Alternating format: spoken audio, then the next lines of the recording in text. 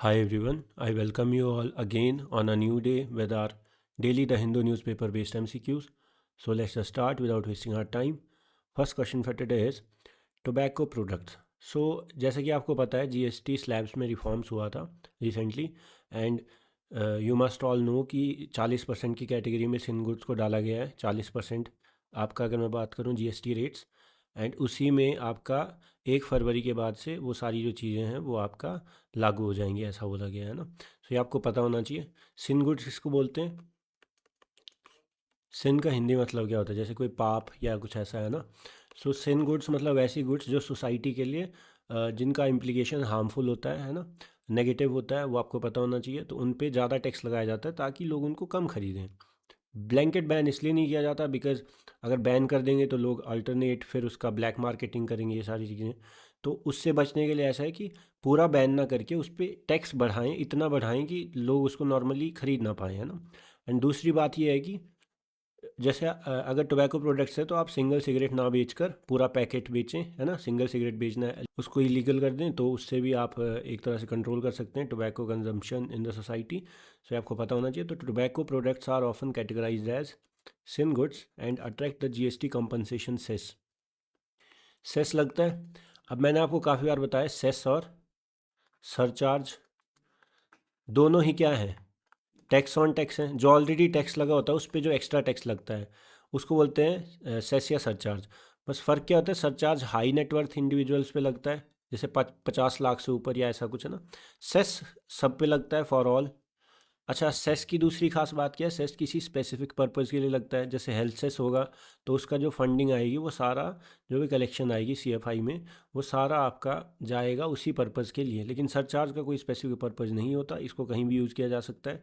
Cess और surcharge दोनों को ही जो यूनियन के पास जब भी आता है सीएफआई में, कंसोलिडेटेड फंड में, तो यूनियन को ऐसे कोई कंपलसरी नहीं होता कि वो स्टेट के साथ इसको शेयर करें। आपको पता है ना, जैसे टैक्स डेवोल्यूशन की जब हम बात करते हैं, फाइनेंस कमीशन, अगर आपको पता है तो आप प्लीज़ कमेंट सेक्शन में ज़रूर कमेंट कीजिएगा फाइनेंस कमीशन किस आर्टिकल में आता है ना। कॉन्स्टिट्यूशन के आपको पता होना चाहिए। Tobacco products are often categorized as sin goods because their consumption has negative health and social externalities, है ना। Next is cess and surcharge. अभी बताया cess is levied for a specific purpose and need not to be shared with states, बिल्कुल सही। Levied only on, बिल्कुल सही। And can be use for any purpose, बिल्कुल सही। Both cess and surcharge are mandatorily, बिल्कुल गलत। Share करना necessary नहीं होता, कंपलसरी नहीं होता। Next, COTPA, cigarettes and other tobacco products act of 2003। ये एक्ट आया था, इसने रिप्लेस करा था सिगरेट्स एक्ट ऑफ 1975, है ना। ये बेसिकली डील करता है with like advertisement of all these products, है ना। अब सिगरेट्स एक्ट में सिर्फ सिगरेट आती थी, यहाँ पे क्या है कि सिगरेट के अलावा भी नॉन सिगरेट जो प्रोडक्ट्स होते हैं, जैसे आपका अगर मैं बात करूँ जैसे कोई गुटखा एंड ऑल, है ना, ये सारी चीज़ें आपको पता होनी चाहिए ना। तो इन सब के साथ सबके साथ डील करता है ना। तो उसने इसलिए रिप्लेस करा बिकॉज इसमें सिर्फ सिगरेट्स आती थी, इसमें सारी आती हैं, है ना। नॉन सिगरेट टोबैको जो भी आता है सब कुछ आता है। एंड इसमें क्या होते हैं, it deals with regulations related to the advertisement and packaging of these products, है ना। एंड इसमें 2020 में अमेंडमेंट हुआ था, उसमें रूल्स आए थे 2020 में इसके अमेंडमेंट के बाद, जिसमें बोला गया था कि जो हेल्थ वार्निंग होती है इन प्रोडक्ट्स पे, जैसे आपने देखा होगा ना कि जो सिगरेट के पैकेट्स होते हैं उन पर लिखा होता है that tobacco consumption is injurious to health, और वो फोटो बना होता है ना, कैंसर वाला, लंग कैंसर वाला। तो वैसे ही इसमें क्या है कि इस अमेंडमेंट में ये बोला गया था कि the like health warning shall cover at least 85% of the display area of the package. तो अगर ये पैकेज है तो उसका 85% एरिया पे जो है वो वार्निंग आनी चाहिए। ऐसा नहीं कि आप, ये तो पैकेज है, आप यहाँ छोटा सा बना के लिखा दो tobacco consumption is like injurious to health, ये सब, है ना। तो आपको 85% ऑफ एरिया में इसको शो करना है कि इंजूरियस टू हेल्थ है, मतलब किसी भी तरह का प्रोडक्ट, चाहे टोबैको हो चाहे कुछ भी हो, बिकॉज कोटपा तो सबके साथ डील करता है ना। चाहे सिगरेट हो, चाहे आपका अगर गुटखा वगैरह कोई सा भी चीज़ हो, है ना।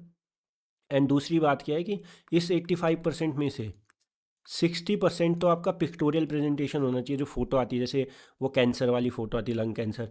और 25% जो पोर्शन है उस पर टेक्स्ट होना चाहिए, टेक्स्ट मतलब लिखा हुआ कि this is dangerous to health. तो 85% of the like display of the packaging should be covered with this health warning, है ना। ये मैंडेटेड है, ये आपको पता होना चाहिए। तो the COTPA act replaced cigarettes act of 1975, है ना।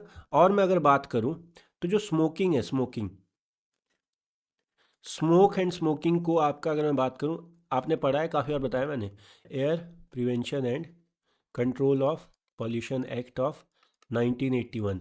इसके अंडर जब हम एयर पॉल्यूशन की बात करते हैं तो स्मोकिंग को भी एक तरह से एयर पॉल्यूटेंट में रखा गया है। और दूसरी बात, जो आपका एक cable television networks amendment act of 2000, ये एक तरह से क्या करता है, इट लाइक बैन्स और it prohibits the advertisements of these tobacco and liquor products, है ना। तो मतलब कि आप इसको एडवर्टाइज नहीं कर सकते टीवी वगैरह पे, तो इसीलिए आपने देखा होगा काफ़ी बार टीवी पे इसकी डायरेक्ट एडवर्टीजमेंट नहीं होती है, फिर वहाँ पे केसेस आता है कैसे आप इसकी एडवर्टीजमेंट ना करके इनके साइड बाय साइड जो अल्टरनेट होते हैं या सप्लीमेंट्री जो इसके साथ प्रोडक्ट्स यूज होते हैं उनकी एडवर्टीजमेंट कीजिए, डायरेक्ट एडवर्टीजमेंट नहीं करते। मतलब ये तो आपका सारी चीज़ें हैं कि कैसे स्मार्ट मतलब एक मेथड निकालती हैं कंपनीज, है ना। बट वो बात की बात है, बट आपको पता होना चाहिए, है ना।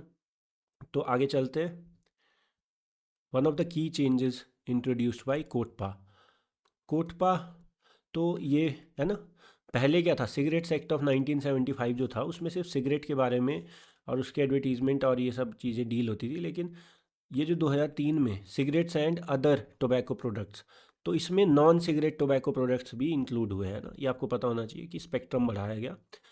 और दूसरी बात जो मैंने आपको बताई थी, 2020 के अमेंडमेंट रूल्स के बाद हेल्थ मिनिस्ट्री ने ये मैंडेट करा है कि जो आपका वार्निंग होती है, हेल्थ वार्निंग कि injurious to health and all, वो आपका 85% ऑफ द पैकेजिंग पे दिखना चाहिए डिस्प्ले एरिया पे, है ना।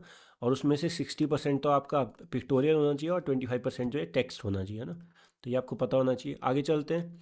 Smoking has been identified as an air pollutant under which legislation, अभी भी बताया, है ना। आज मैं आपसे ये भी पूछता हूँ कि सीपीसी भी आपका जैसे air prevention and control of pollution है, वैसे ही water prevention and control of pollution act से बना था। बस आप मुझे ये बताइए कि वो एक्ट आया किस साल में था, है ना। ये आपने कमेंट सेक्शन में बताना है। Next is advertisements of liquor and tobacco on television are prohibited under, अभी ये बताया, cable television networks amendment act of 2000, है ना। और नेक्स्ट ये भी आपको पता होना चाहिए, ट्रिवियल सा question, world no tobacco day is celebrated on 31 May, है ना। ये कई बार पूछ लेते हैं ऐसी चीज़ें भी। Next is mob lynching. अब इसके बारे में मुझे बताने की नीड है नहीं, मॉब लिंचिंग के केसेस आप काफ़ी बार न्यूज़ में देखते भी हैं, कैसे भीड़ की वजह से किसी की डेथ हो जाती है ना, किसी भी तरह का जो भी, अगर मैं बात करूं, चाहे वो रिलीजियस एक्सट्रीमिज़म हो, चाहे वो आपका किसी भी तरह का, तो वो सब आपको पता ही है, मुझे पता है। एंड यहाँ पे मॉब लिंचिंग की अगर मैं बात करूँ तो मॉब लिंचिंग पहले एज सच जब हम बात करते थे आईपीसी सीआरपीसी में, उसमें ना डायरेक्ट नहीं था इसमें कुछ, लेकिन बीएनएस में इसका डायरेक्ट प्रोविज़न है अंडर सेक्शन 103 क्लॉज 2, है ना, 103 क्लॉज 2। इसमें क्या है कि आपका जो मॉब लिंचिंग है is considered as a murder, है ना। फिर इसमें पनिशमेंट उस हिसाब से होती है। तो अब बीएनएस में इसके लिए स्पेसिफिक प्रोविज़न है एक्सप्लिसिट, है ना। एंड पहले इसमें नहीं था, जो पहले आईपीसी सीआरपीसी होते थे, है ना, ये आपको पता होना चाहिए।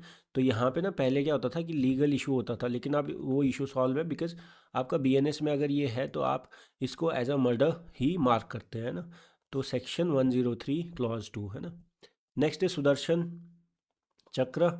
यह आपको मैंने पहले बताया, 15 अगस्त को जब हमारे पीएम ने रेड फोर्ट से स्पीच दी थी, तो उसमें उन्होंने काफ़ी सारी चीज़ें अनाउंस की थी, जिसमें एक ये था कि वो जैसे S-400 ऑपरेशन सिंदूर के टाइम पे आपने देखा था कैसे जो आपका एक एयर डिफेंस की अगर मैं बात करूं वैसा था, वैसा ही कुछ एक तरह का हमें बनाना है, इस चीज़ को हम खुद बिल्ड करेंगे। तो उसको हम नाम मतलब अनाउंस किया था सुदर्शन चक्रा, प्राइम मिनिस्टर ने, है ना, ये आपको पता होना चाहिए। तो एक तरह का एयर डिफेंस सिस्टम होगा जिससे हम अपना प्रोटेक्ट करेंगे जो भी हमारे क्रिटिकल इंस्टॉलेशंस हैं।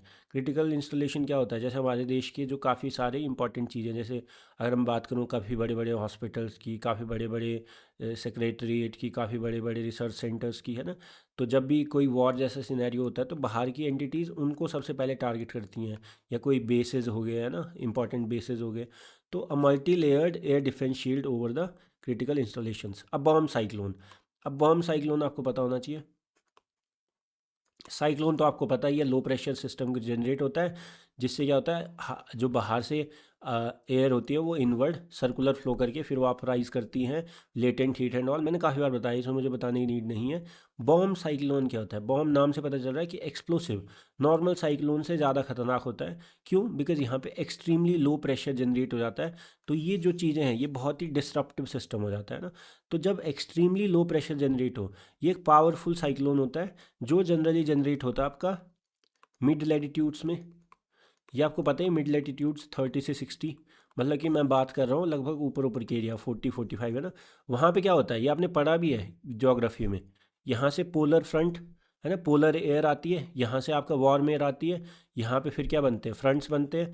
तो ये सारी चीज़ें आपको पता होनी चाहिए। इस वजह से क्या होता है, देखो जब मैं बात करता हूँ यहाँ पे एक एक्सेप्शनल रैपिड फॉल होता है इन द एयर प्रेशर, मतलब बहुत कम टाइम में, जैसे 24 आवर्स में है ना। एंड इससे क्या होता है, एक तरह का जब इतना लो प्रेशर जनरेट होता है, लो प्रेशर जनरेट होगा तो उससे क्या होता है, फिर आपका बाहर से इतनी सारी एयर फ्लो करती है, साइक्लोनिक कंडीशन होती है, तो साइक्लोनिक रेनफॉल होगी, या फिर आपका मतलब काफ़ी सारे सीवियर वेदर इम्पैक्ट्स होते हैं ना। और ये क्यों फॉर्म होते हैं? बिकॉज पोलर एयर जो होती है कोल्ड डेंसर, और यहाँ पे वार्म एयर, ये एक दूसरे के साथ इंटरेक्ट करती हैं, फ्रंट्स बनाती हैं, और उसकी वजह से क्या होता है, यहाँ पे ओशंस भी हैं। आपको पता है ना इस एरिया में, जो आपको मैं बात करूँ नॉर्दर्न यूरोप और अमेरिका के आसपास इतने सारे, तो यहाँ पे क्या होता है, ओशंस में वाटर होता है, तो वाटर की जो एयर होती है वो वार्म होती है, वार्म मॉइस्चर, मतलब comparatively to the polar air जो आ रही है उससे तो वार्म ही होगी। तो इसमें क्या होता है, अब आपको पता भी होगा वार्म एयर क्या होती है, उसकी लेटेंट हीट क्या होती है, स्पेसिफिक हीट वाटर की ज़्यादा होती है देन नॉर्मल गैसेज। तो वो क्या होता है कि वो लेटेंट हीट ज़्यादा अब्जॉर्ब करती है, अब्जॉर्ब ज़्यादा करेगी, तो उससे क्या होता है, स्ट्रॉन्ग सिस्टम बनता है, स्ट्रॉन्ग लो प्रेशर सिस्टम, है ना। और ज़्यादा स्ट्रॉन्ग साइक्लोन बनता है। ये भी सब आपको बेसिक ज्योग्राफी है, मुझे नहीं लगता मुझे ये बताने की नीड है ना, बस आपको पता होना चाहिए सारी चीज़ें। And it is extremely low pressure area that is created suddenly and it will draw. देखो लो प्रेशर होगा तो आसपास जहाँ भी हाई प्रेशर है वहाँ से विंड्स यहाँ पे इनवर्ड मतलब सक होंगी, ये आपको पता होना चाहिए, और इससे स्टॉर्म्स क्रिएट होते हैं ना, ये आपको पता होना चाहिए। तो a bomb cyclone, a mid latitude cyclone undergoing explosive intensification, है ना, नॉर्मल साइक्लोन से बहुत ज़्यादा एक्सप्लोसिव होता है, इसलिए इसका नाम bomb cyclone. Typically form when cold polar air, pole से जो एयर आती है कोल्ड, और यहाँ पे मॉइस्चर रिच ओशन के पास की वार्म एयर एक दूसरे के साथ इंटरेक्ट करती हैं, फिर एक साइक्लोनिक कंडीशन बनती है ना, ये आपको पता होना चाहिए। Next, which of the following countries, ये डायरेक्ट क्वेश्चन ही पूछा जा चुका है एक दो बार, मतलब स्टेट पीएससीज में और आपका यूपीएससी में भी। तो ये आपको पता होना चाहिए। बाल्टिक नेशंस किसको बोलते हैं? बाल्टिक सी आपको पता ही होगा, ऊपर स्वीडन वगैरह के पास है ना, वहाँ पे आपने गल्फ ऑफ बोथनिया वगैरह में पढ़ा होगा। तो बाल्टिक नेशन क्या होते हैं? यहाँ पे जो आपका बाल्टिक सी के साथ नॉर्दर्न यूरोप की जो कंट्रीज़ हैं, एस्टोनिया, लिथुआनिया, लातविया, ELL करके आप याद रख सकते हो अगर याद रखना है तो। इन तीनों को बोला जाता है बाल्टिक नेशंस, बाल्टिक की सी के साथ जिनका बॉर्डर आता है ना, इसके अलॉन्ग ये लाई करते हैं। तो ये आपको पता होना चाहिए। So that's all for the day. I hope you like the video. If you like the video, do like it, comment on it, share it and subscribe to my channel. It will just keep me motivated to make these videos for you guys on a daily basis.